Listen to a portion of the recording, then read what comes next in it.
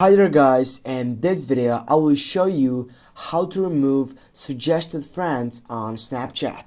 Firstly, you need to go on your profile section and then you need to go for the settings bar on your right upper side.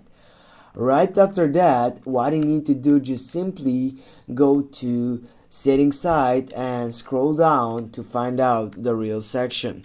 When you scroll down, you can find out more settings side, which also can be included the side which we needed. In this side, it is the side see me in quick add. Click on that section, and here, as you can see, this is turned on. We need to make sure that this is turned off. Turn off and get back. Now the second thing what you need to do, just simply you need to go for the additional services and go for manage.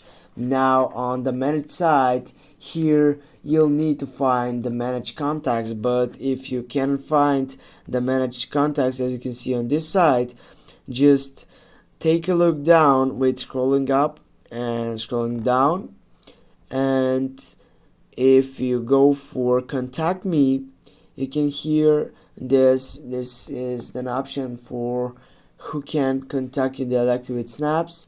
If you choose my friends, it could be difficult to get up for suggestions on your Snapchat sites. Thanks guys for watching. Don't forget to hit that like and share the video. See you soon guys.